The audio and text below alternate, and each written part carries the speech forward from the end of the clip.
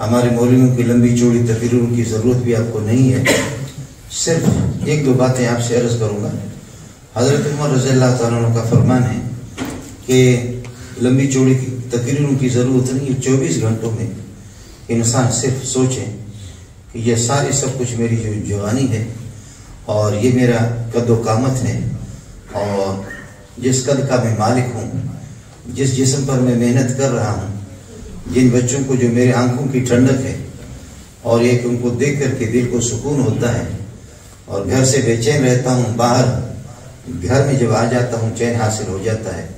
یہ پیارے والدین، یہ عزیز و اقارب، یہ بہن بھائی، یہ رشتہ دار اور یہ پھولوں جیسے بچے، بس یہ صرف سوچیں کہ موت آنی ہے اور موت آ کر کے پھر انسان کی کمر توڑ دیتی ہے، گردن توڑ دیتی ہے، سارے آرزوں پر پانی پھر جاتی ہے۔ موت کا فلسفہ اس قسم کا ہے، اس کا انکار مسلم ہو یا غیر مسلم ہو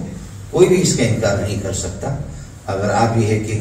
مزید آپ کو دیکھنا ہو، مسجد نبوی کی زیارت کر کے پیچھے جنت البقیع ہے، اس 4 دیواری کے اندر اب 100-150 قبروں کی مشکل سے آپ کو پرانی قبریں ان کے آثار آپ کو مل جائیں، جبکہ اس 4 دیواری کے اندر رسول پاک صلی اللہ علیہ وسلم کے 10,000 صحابہ دفن ہیں، اور صحابی کا معنی نبی کا شاگرد اور آپ کے اسٹوڈنٹ، آپ پر ایمان لانے والے اور آپ کے علوم کو سینے میں جمع کرنے والے۔ اس وجہ سے وہاں جا کر کے زیارت کر لیں اور پھر یہ بھی دیکھ لیں کہ آدم علیہ السلام سے لے کر کے پیارے پیغمبر صلی اللہ علیہ وسلم تک، جن کو آسمان میں دیکھ کر کے آسمان کے بادلیں بھی ان کے ساتھ دوڑتی تھی جہاں محمد جا رہا ہے صلی اللہ علیہ وسلم، اور یہاں پہاڑ بھی دیکھ کر کے، آپ بخاری کی روایت ہے، فرمایا ھذا جبل احد، ھذا احد جبل یحبنا ونحن نحبہ، یہ احد یہ مجھ سے بھی محبت رکھتا ہے، ابو بکر و عمر آپ سے بھی محبت رکھتا ہے۔ یہ بخاری کے الفاظ ہیں، اس کا ادراک یہ نابینا مولوی منظور بھی نہیں کر سکتا، آپ بھی نہیں کر سکیں گے کہ احد کے پہاڑ کس طریقے پر، اور ایسے چلتے ہوئے جیسے جا رہے اچانک پیاری آواز آ گئی، السلام علیکم ایھا النبی، السلام علیکم ایھا النبی۔ حضرت ابو بکر حیران ہو گئے۔ علامہ آلوسی رحمۃ اللہ علیہ نے تفسیر روح المانی کی پہلی جلد میں لکھا کہ صحابہ حیران ہو گئے، پیارے پیغمبر صلی اللہ علیہ وسلم نے اپنے دست مبارک سے اشارہ کیا، فرمایا ھذا حجر یعرفنی وانا اعرفہ یسلم علی واسلم علیہ، یہ پتھر ہمارا دوست ہے، یہ مجھے محمد کو سلام بھیج رہا ہے، تعجب نہیں کرو، وہ پتھر ہے، وہ جو چٹان ہے، وہ مجھے سلام بھیج رہا ہے، میں اس کو سلام بھیج رہا ہوں، میں اس کو جواب دے رہا ہوں۔ یہ زمین کھا گئی آسمان کیسے کیسے۔ لو كانت الدنيا تدوم لأحد لكان رسول اللہ صلی اللہ علیہ وسلم فيها مخلدا، یہ دنیا کی زندگی اگر پائیدار ہوتی، پیارے پیغمبر صلی اللہ علیہ وسلم 1.25 لاکھ انبیاء وہ رہتے، لیکن وہ یہاں سے روپوش ہو کر کے اللہ کی بارگاہ میں چلے گئے۔ اس وجہ سے میرے بھائی، اللہ ہمیں پیارے پیغمبر صلی اللہ علیہ وسلم کے نقش قدم پر چلائے۔ 24 گھنٹے میں صرف مولوی اور تبلیغی کی ضرورت بھی نہیں، اگر مولویوں سے چڑ آپ کو لگتا ہے یا کسی تبلیغی سے، کسی فقیر سے، دیندار سے، تو صرف یہ سوچ لو، یہ سب کچھ آپ دیکھیں، صبح کو سورج جب طلوع ہوتا ہے بالکل کمزور اور آپ نظر ٹکا کر کے جمع کر کے اس کو آسانی سے دیکھ سکتے، یہ سورج کی طفولیت اور بچپن کا زمانہ ہے۔ پھر جب کہ سینٹر پہ آتا ہے، یہاں تو آپ کی برطانیہ میں، لندن میں اتنی گرمی نہیں ہے، لیکن پاکستان کی اندرون سندھ، ملتان اور یہ علاقے اور انڈیا کے بعض علاقوں کے اندر ایسی شدید گرمی، مکے کے اندر ایسی گرمی ہوتی ہے کہ آدمی جب سورج کی جوانی آتی ہے، نصف النہار، آدھا دن، 12 بجے، 12:30 بجے، 1 بجے کے ٹائم پہ، اس وقت ذرا نگاہ اٹھا کر کے دیکھ لو، سورج ایسا مست ہوتا ہے، اس کو عرب لوگ کہتے ہیں حجیر، اس ٹائم کو، شدید گرمی کو عرب لوگ کہتے ہیں حجیر، قرآن و سنت کے اندر اس کو کہتے ہیں حجیر۔ حجر کا معنی چھوڑنے کے آتا ہے، سورج کہتا ہے اب میری گرمی، اب میری بدماشی، اب میری مستی نکل کر کے تو دکھا تو دے۔ وہ ایسی گرمی ہوتی ہے کہ باپ بیٹے سے ملاقات کے لیے نہ جائے اور بیٹا باپ سے بھی نہ جائے، بعض علاقوں کے اندر اس طرح، اگر آپ باور کریں یا نہ کریں۔ پاکستان کے جیکم آباد میں یہ جو ڈھیر ہوتے کچرے کے جہاں پر پڑے رہتے کہ یہ پلاسٹک وغیرہ، اس کے بسا اوقات بخدا ان میں آگ لگ جاتی، ایسی گرمی ہوتی ہے۔ یہ سورج کی وہ جوانی ہے، وہ مستی ہے، لیکن جس وقت غروب ہوتا ہے اس وقت بھی آپ دیکھیں سرخ انداز میں وہ رو کر کے۔ اس لیے میرا بچپنا اور میری جوانی، میری نوجوانی اور آپ کی بھی، یہ سب کے سب جا کر کے یہ زندگی کا سورج جا کر کے غروب ہو جائے گا، یہ زندگی کا سورج جا کر کے غروب ہو جائے گا۔ بخدا میں ملا ہوں، چونکہ میں جامع فاروقیہ میں 30-32 سال رہا ہوں، 28 سال میں وہاں امام رہا ہوں، 2,500-3 ہزار آدمی تو اس مسجد میں مقتدی ہوتے ہیں، اور اب یہ ہے کہ جہاں یہ کہ میں نماز پڑھا رہا ہوں وہاں بھی 2000 کے لگ بھگ 2000 سے زائد میرے مقتدی ہوتے ہیں۔ آپ کو بتا رہا ہوں کہ ہم یہاں سے بارات لے کر کے جا رہے ہیں، اور اتنی خوشی میں والدین اور بوڑھے اپنے نوجوان بیٹے کو دیکھ رہے، اس کی شادی ہے، یہاں سے حیدرآباد جا رہے ہیں، بارات لے کر کے جا رہے ہیں، اور ساتھ ساتھ وہ گویے بھی انہوں نے ساتھ لے لیے، ڈمبک ڈمبک اس طرح اچانک ڈر سے آ کر کے ڈم پر گاڑی لگ گئی، اور وہ دولہا اور دلہن اللہ آپ کا بھلا کرے بیٹھے ہوئے تھے گاڑی میں، ان کی ریزے چورے ان کے ہو گئے۔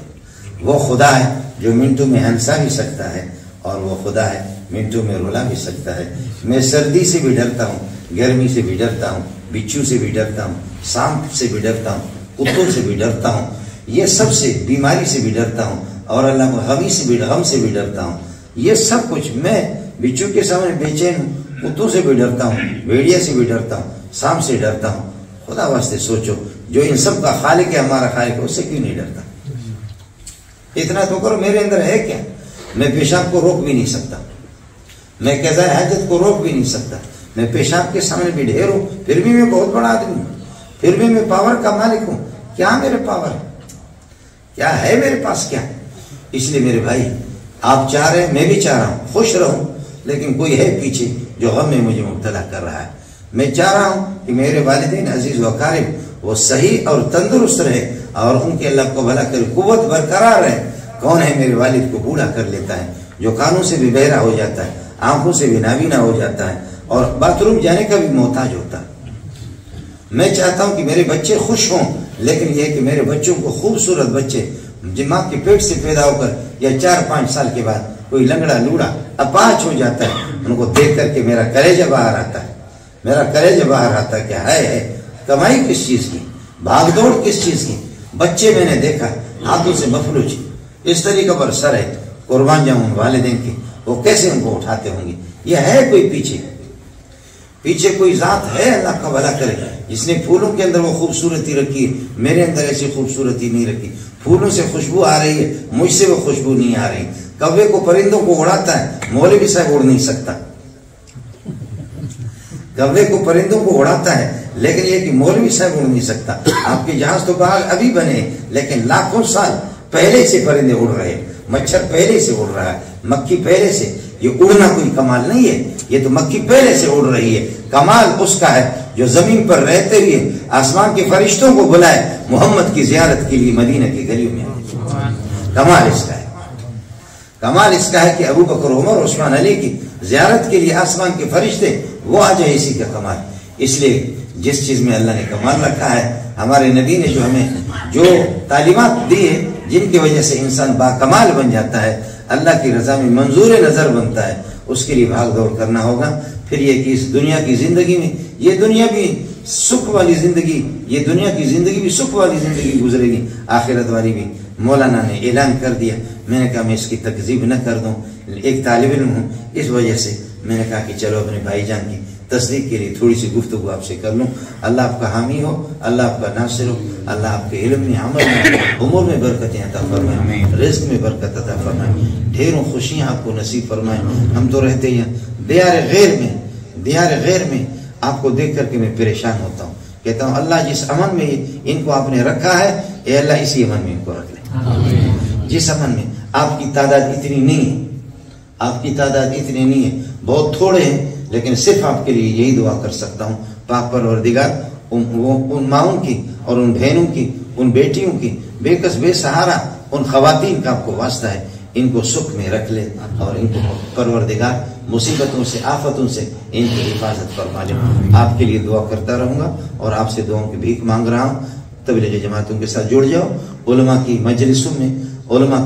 کمزوری کوتاہیاں ہے، سب کچھ ہے، آپ تلاش کریں۔ آج کے زمانے میں ابو بکر جیسا مولوی آپ کو ملے، ایسا کوئی مولوی نہیں ملے گا۔ عمر، عثمان، علی جیسے مولوی آپ تلاش کریں، ایسے مولوی نہیں ملے گا۔ اور آپ چاہیں کہ آپ کے گھر پہ جبریل علیہ السلام قرآن لے کر کے آ جائے، اس طریقے پر نہیں ہوگا۔ میری آپ کی رہنمائی یہی علماء کریں گے، میرے اور آپ کی رہنمائی یہی حافظ، یہی قاری اور یہی تبلیغ جماعت والے کریں گے۔ دعا کرتا رہوں گا آپ کے لیے اور آپ سے دعاؤں کی بھیک مانگتا ہوں۔ اگر یہ کہ موقع مل گیا پھر شاید کسی زندگی میں آپ کی زیارت کروں، نہیں ہوا تو پھر اللہ پاک مجھے اور آپ کو محمد کی حشر رفاقت میں اور آپ کی معیت میں آخرت میں اٹھائیں۔